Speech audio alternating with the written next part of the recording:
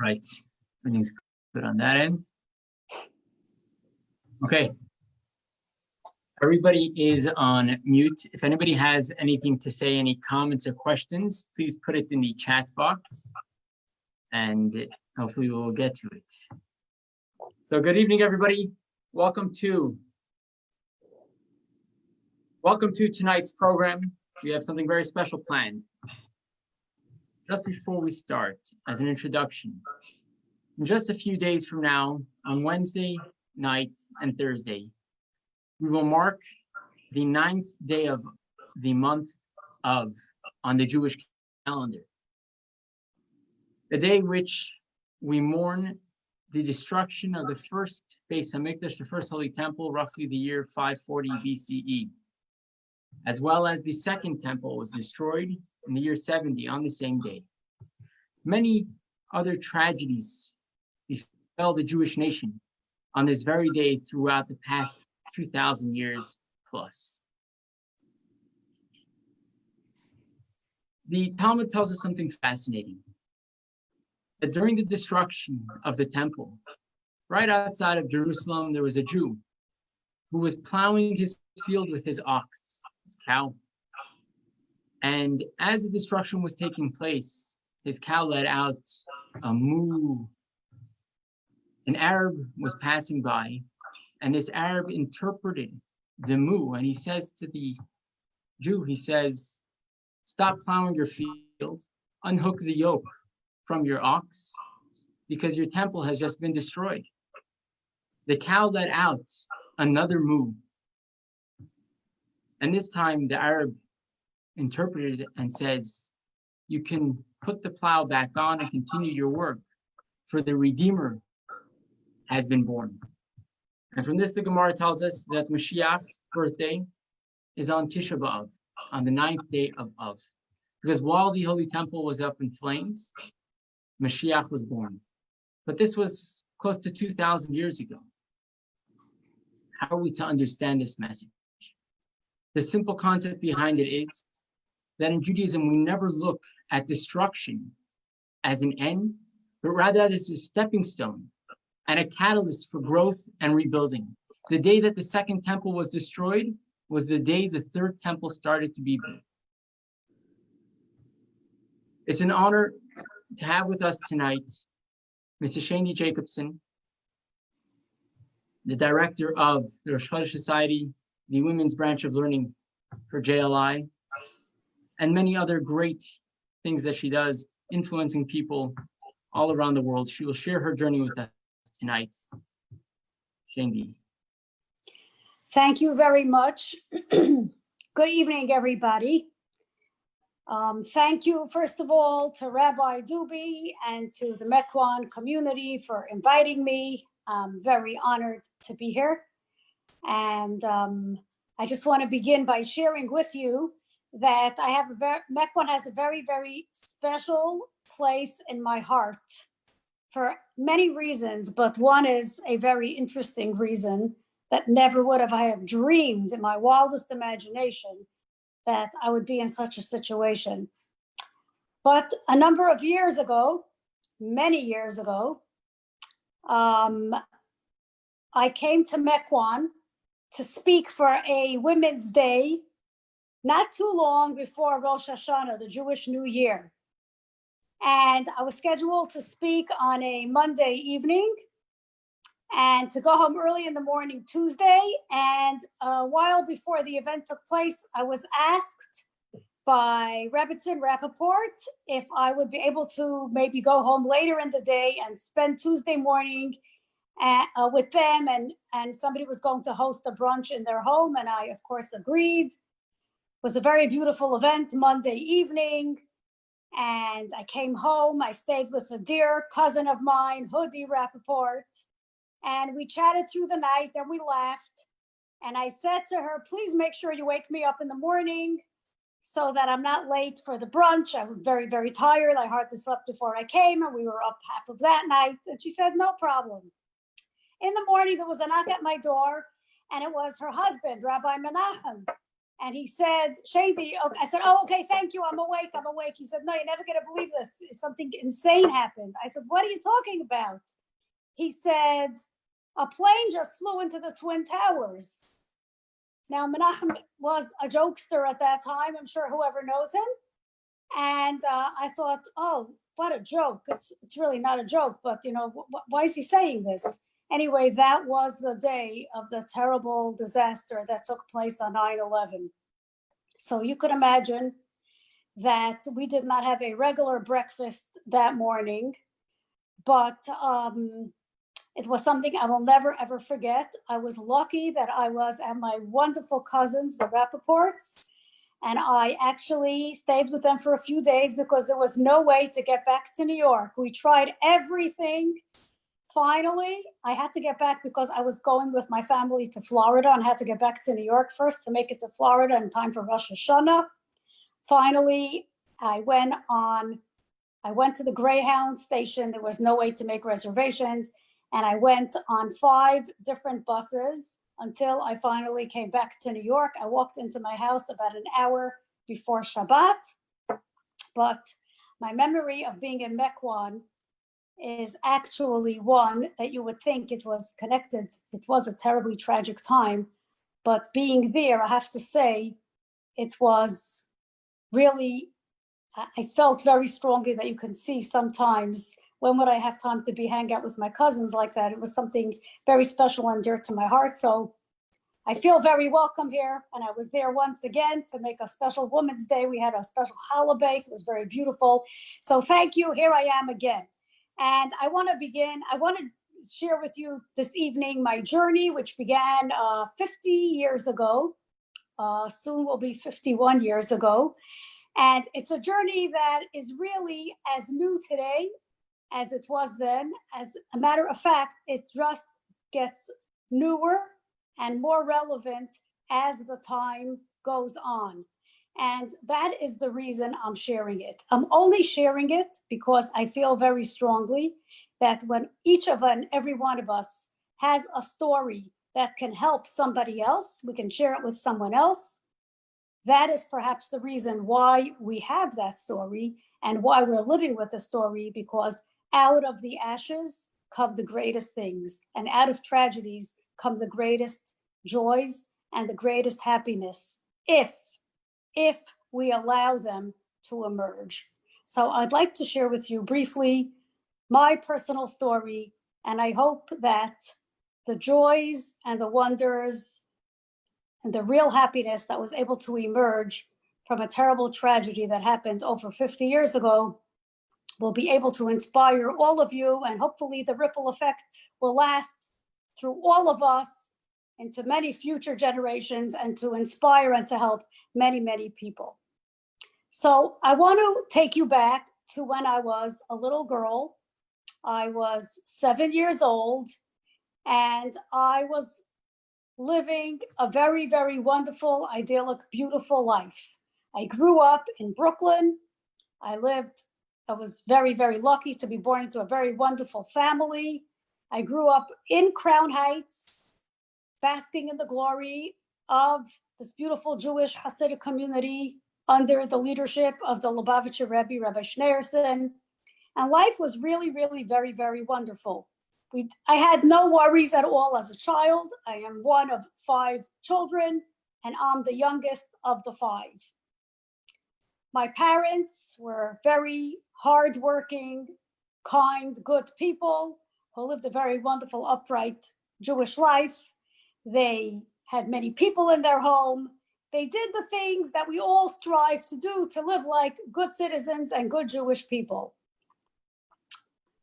There was a time where my parents had bought a home a few years before. My father started a business. They were both working very hard, and my mother began to feel very, very tired.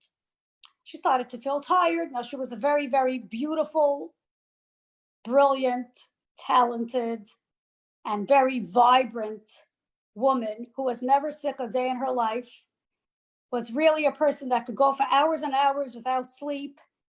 And she was wondering why she was feeling so tired. And she just chalked it up to the fact that here she was raising a young family. She was helping my father. She had another job, and she didn't think much of it until she started to feel really, really terrible. And so finally, she decided to go and visit the doctor, not even dreaming that she would hear something that would be unusual in any way, but the doctor would tell her to slow down. She came to the doctor. He took one look at her.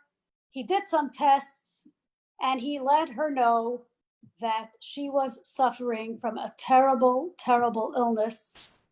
She was diagnosed with leukemia, and this was almost 51 years ago. As a matter of fact, right now, it will be exactly 51 years ago. And at that time, as we know, there have been many scientific and medical, things that have changed, thank God, and many more things that are coming out. But at that time, the prognosis was not very good. They did whatever they were able to do, but they were really not able to help her. And 6 weeks after she was diagnosed with leukemia, she passed away. A young woman, aged 37 years old. She left a young husband, was 40 years old, a widower now with 5 orphans. I was the youngest, I was 7. And the oldest in the family, my sister, was 16. Now, as Hashem would have it, as God would have it, she passed away. It happened to be the second day of the holiday of Sukkot. And we all know, and I wish that no one ever knows these laws, but the laws of Judaism are such that when a person passes away on a holiday or on a Shabbat, of course, the burial takes place right after the holiday is over.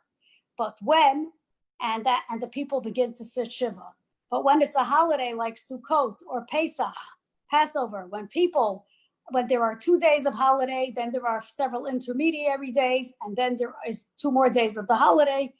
People, of course, bury their loved one as soon as they can. But the sitting of Shiva, that rite does not take place until the completion of the entire holiday. So it was Sukkot, the second day. My mother was laid to rest on the first day of the intermediary days, the first day after the first 2 days of Sukkot. But the holiday continued, and we did not sit Shiva until after Simchas Torah was over. Of course, the miracle was that I was a child, and a child lives a different reality than an adult. So, of course, there was a terrible hole in my heart, and there was terrible sadness. Terrible. But I have to say that a child does not understand the real tragedy in a way that an adult does.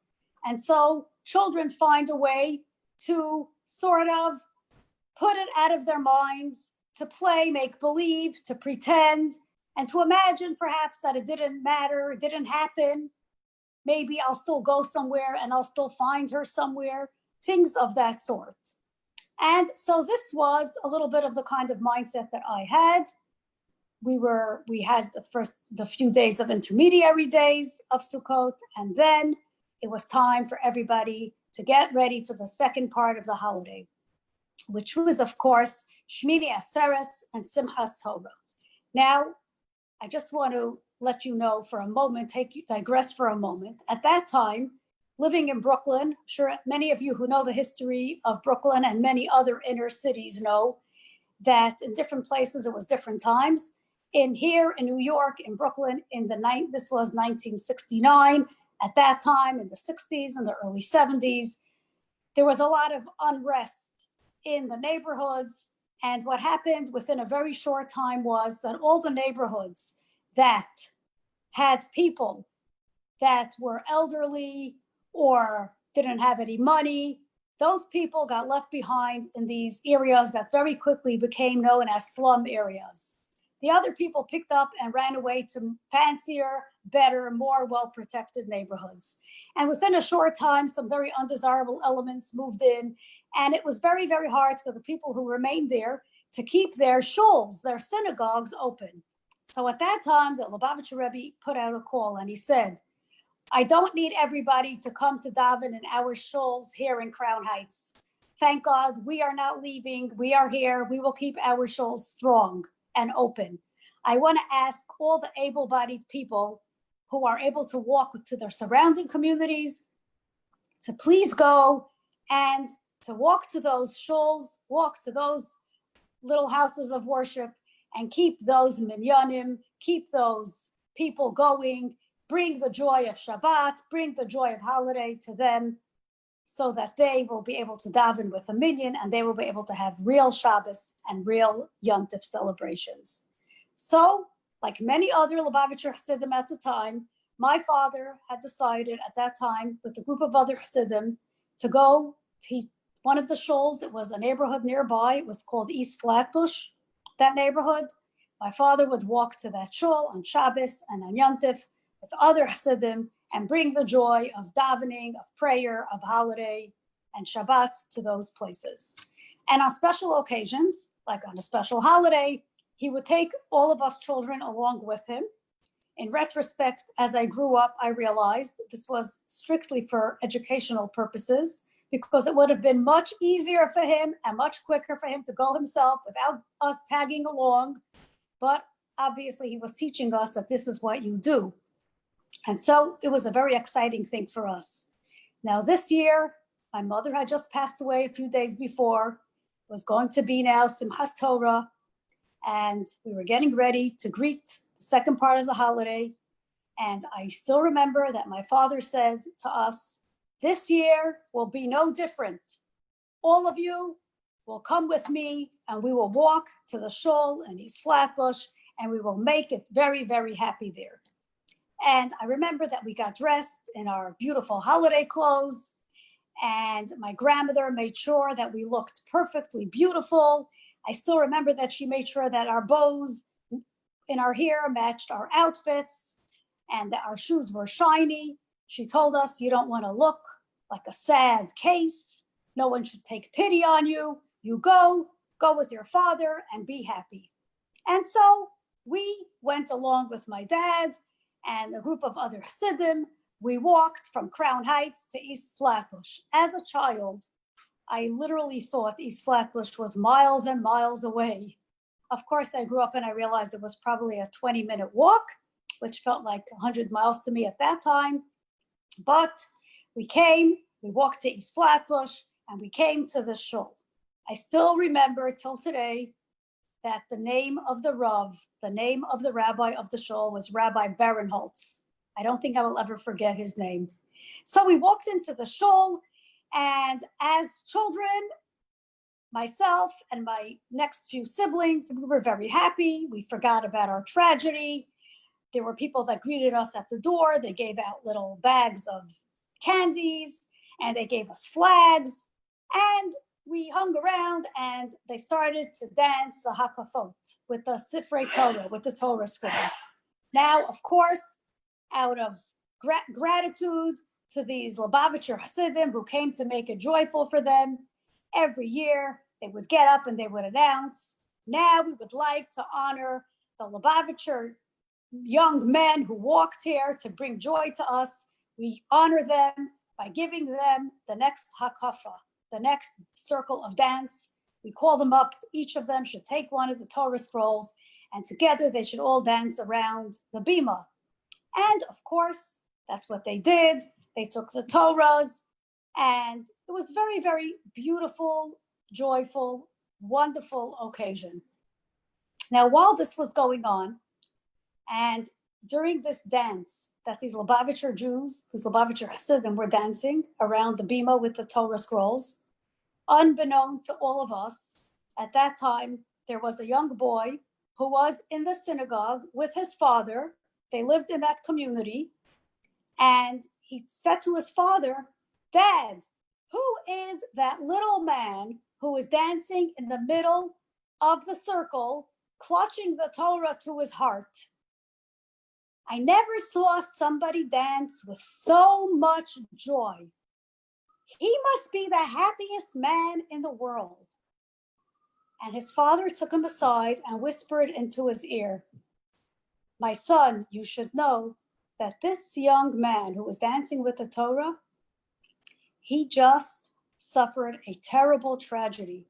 He just lost his young wife, who was 37 years old, and he is now a widower with 5 young orphans. And the boy said to him, "Dad, that's impossible. How can a human being who suffered such a tragedy dance with such joy and such free abandon? How is that humanly possible?" And his father said to him these words, "My son, I don't know how it's possible, but I do know that this is what a Jew does because he is commanded to rejoice on this holiday." Now, these people that walked here, they're not only Jews, they're also Hasidim, and they are Chabad Hasidim. So they do what is asked of them above and beyond. Today, you have to be happy. That's what this man is doing. And the boy was dumbfounded. He went back, he joined the Hakafot. They finished dancing. We had a wonderful time. We walked back home. We did not know this exchange took place. And we came home and we lived our life. And I want to say that God was very, very good and very kind to us. He gave us the most amazing father who was a brilliant man and knew exactly how to make us feel happy. He gave us a grandmother, my mother's mother, a woman who lost her only daughter, gave her the most amazing wisdom and wit to be able to raise us together with my father and to give us the most wonderful, wonderful life. And the things they taught us were things that till today, I hope I will never forget them. And I hope with all my heart and soul that I'm able to pass them on to my children, grandchildren, and anybody that I meet. It was very important for them to explain to us that we understand that life cannot be changed in your circumstances. And they told us time and time again that you have no control over what God gives you, over what hand you are dealt. But you have all the control in the world over how you deal with what God dealt you, over how you take what God gave you and how you live your life with it.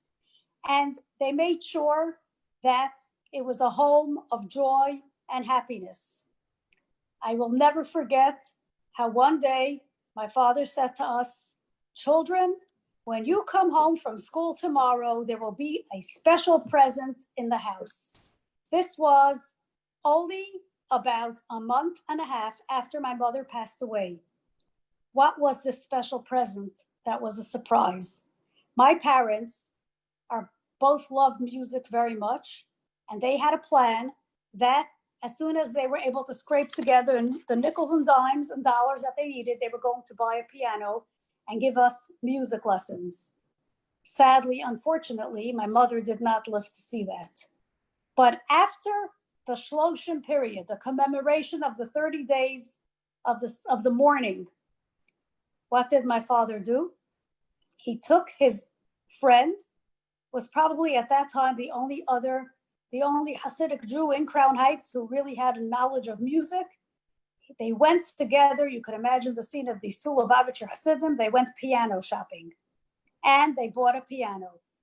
And my father told us the next day when we come home from school, there will be a surprise. We couldn't wait to get home, and there it was standing, a piano. And that evening he said to us, "Mommy always wanted this to be a home of joy and happiness and singing and dancing and music. So this is going to be a home of joy and happiness and singing." And that is the way we lived. So we lived with this. We hoped, of course, that we would be able to keep this up and share it with others. I want to be realistic. I want to tell you that life was not, and we all know, unfortunately, is not, even though I pray and wish for everyone that it is. It's not always peaches and cream. It's not always perfect and beautiful. And of course, yes, there were many times when we cried.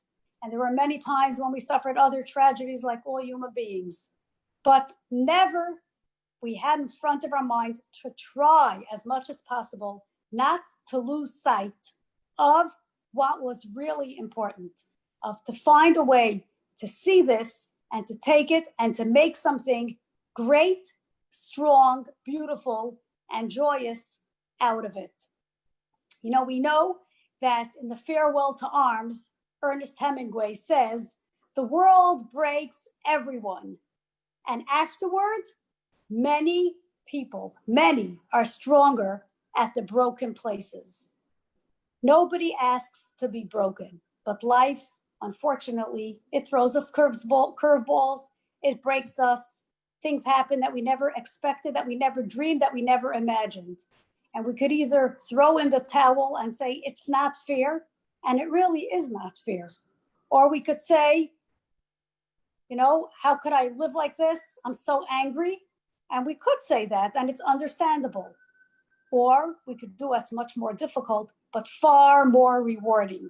And we could say, we can't control this. This is something I have no control over.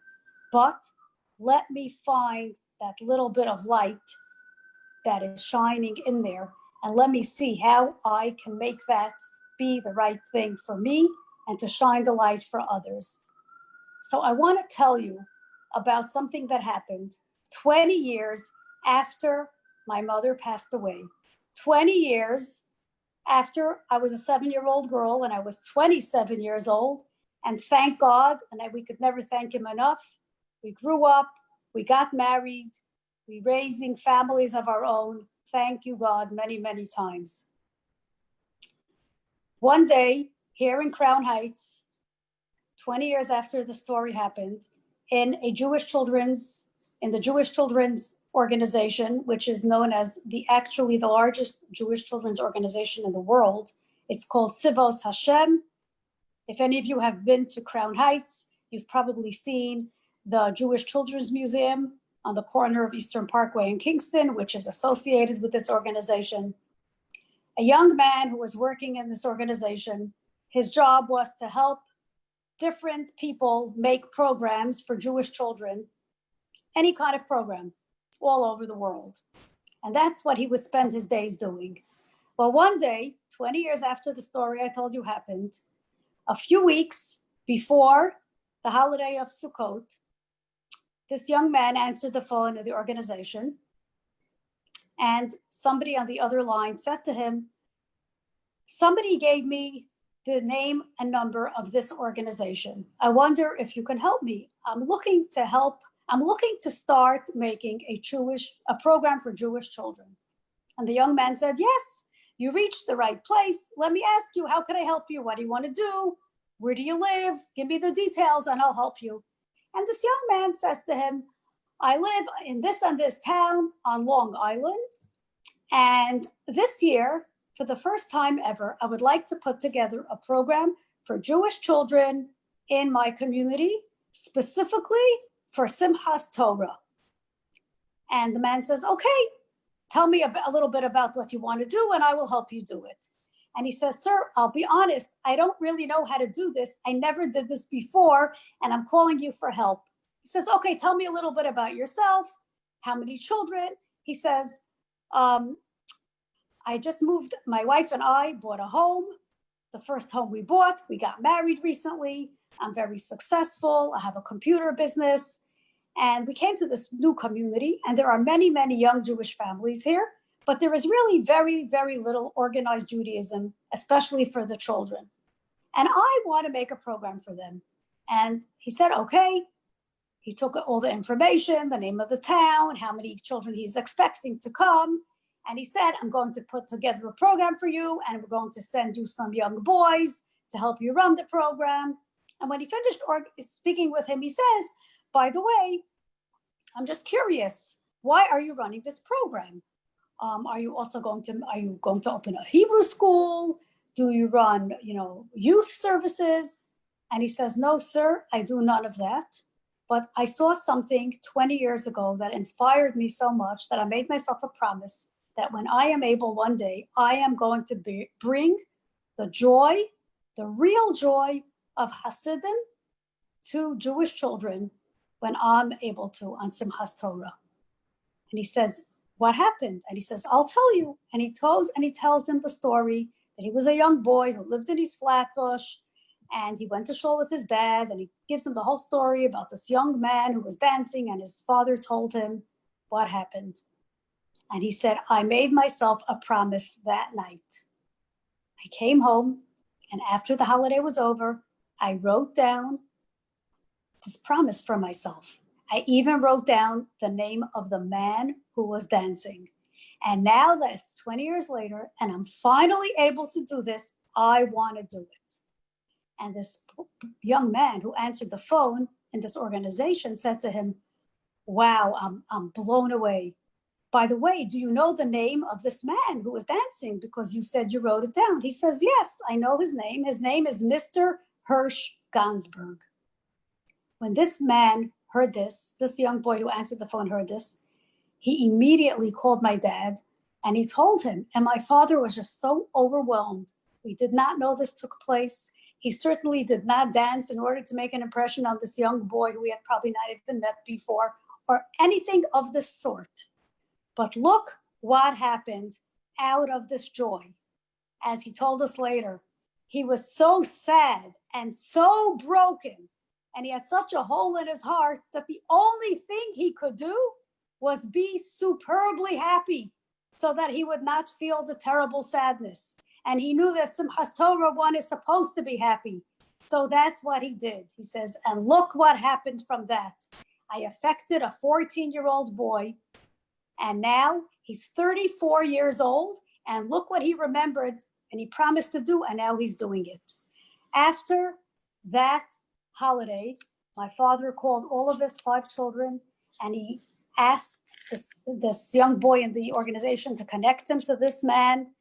And we had an event, all our families together. We all got together. We remained friends until today.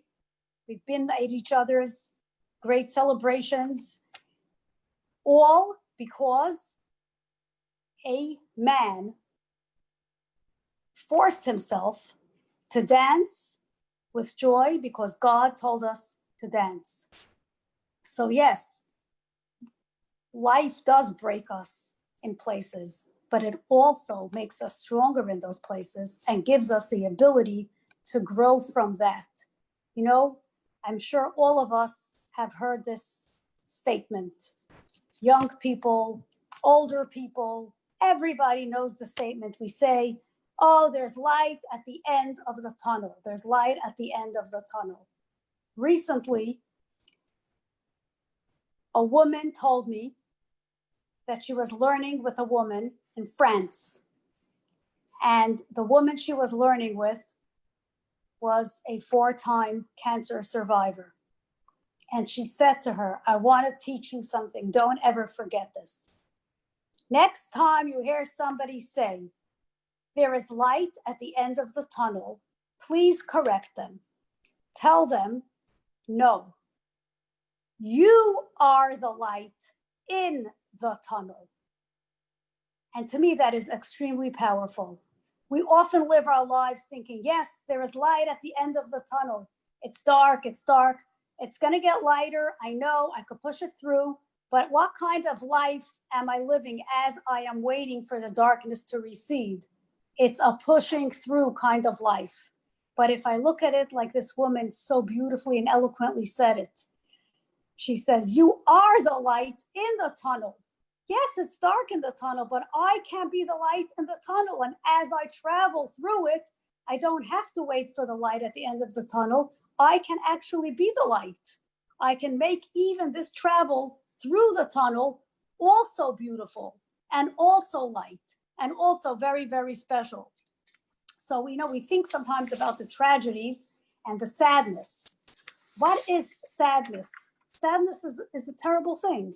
We all know, unfortunately, I would venture to say that, human being goes through life and there is probably no human being that has never suffered sadness.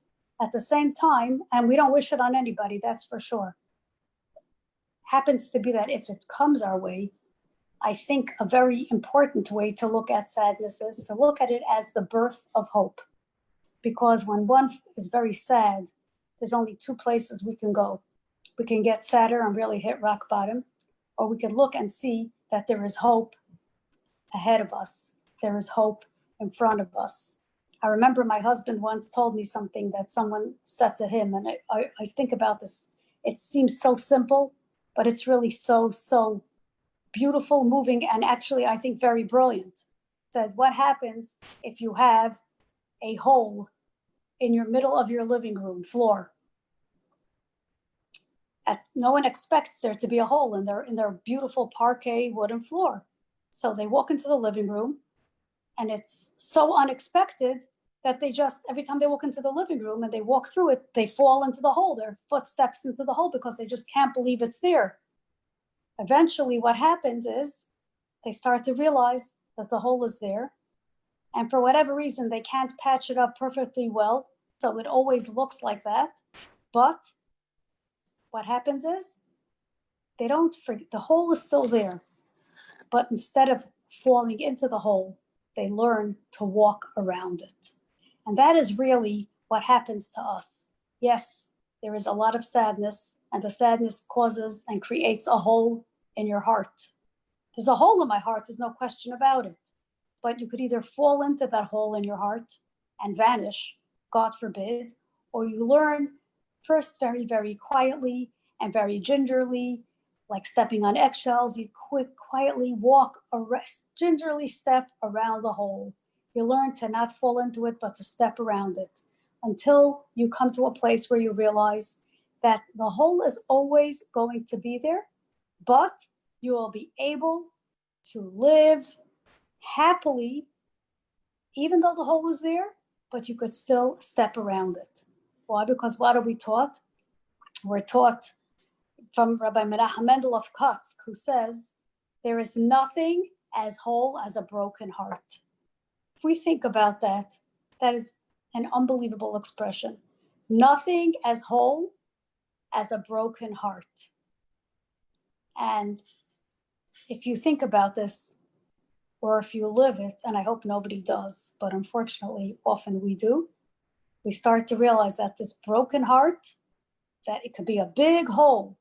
However, if you look at the other side of it, it is really a heart that has been broken is very, very, very whole.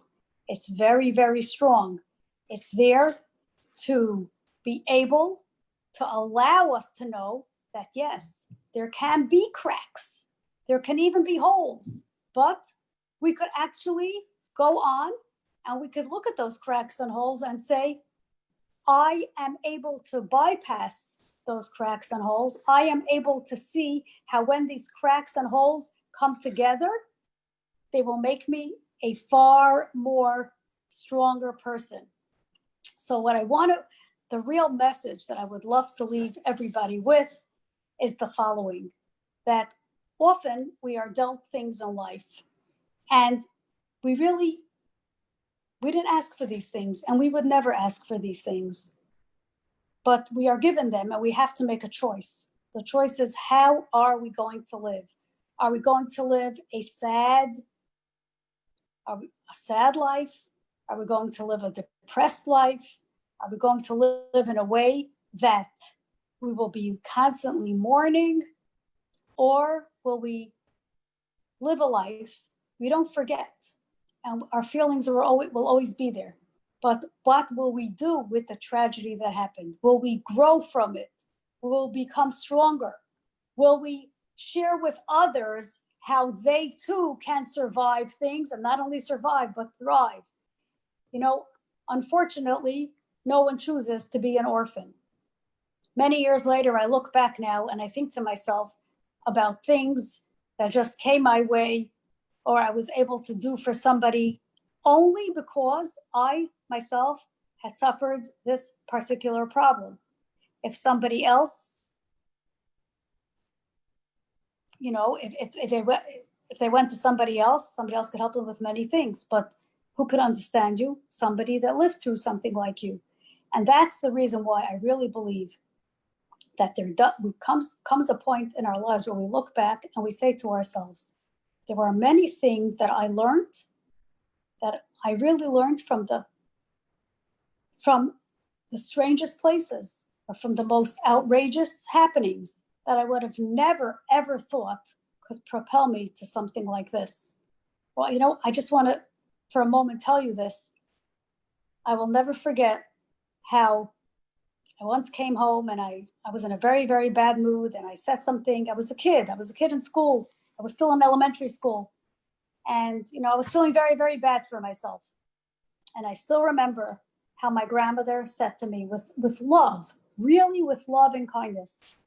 She said, yes, you could cry, you could be upset, you should cry, you should be upset, but I want to tell you something.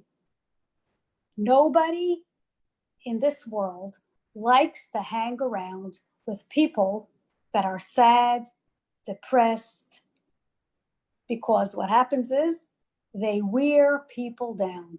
People want to hang around with people that are happy, people that have life, people that could enjoy a joke, people that could have fun, because people want to be around people that have a good, happy, enjoyable energy. And she would constantly tell us, as with my father, that is what will make you live a happy life. So I want to just conclude. Somebody wants to, you know, ask any questions, or I'm not sure how we want to do this, Rabbi Duby, but if you have time even for questions or not. But I just want to conclude by saying the following, that each and every one of us was put here on this earth to do something that nobody else in the entire world can do. It's like the famous line that the Rebbe said, that what is birth? Birth is God saying that you matter. Doesn't matter if somebody else thinks you matter. God, who created you, thinks that you matter, and that's all that matters.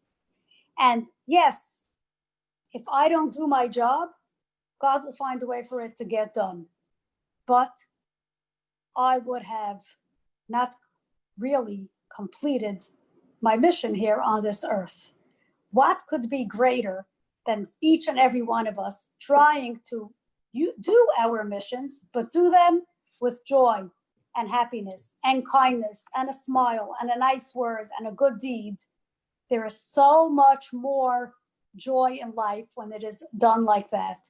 There is so much more excitement. There is so much more to live for. Life looks so much better when we smile, when we're happy. We all know the famous saying, we would learn it in school when we were kids, how you look at one person, even if you don't know them at all, smile at them. It's a science experiment we all did, and you will see that they will smile back at you.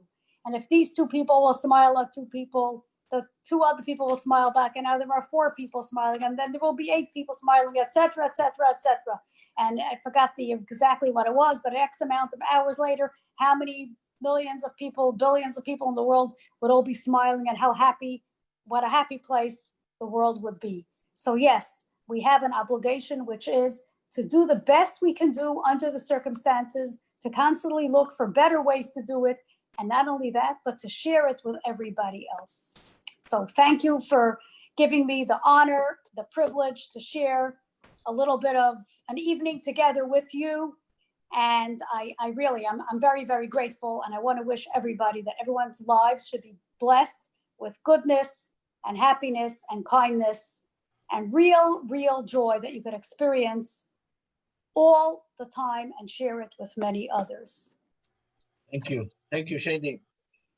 Thank you, Mr. Jacobson. That was amazing, awe-inspiring, and really moving. If there's anybody that has any questions or comments, if Mrs. Jacobson has the time, maybe you'd address them. I just want to thank you for something, even though you didn't do it, but you just reminded us that Chava and I spent our first Shabbos in Crown Heights in your father's house. And I bought my first Borsalino from him. And I had it for many, many years. Such an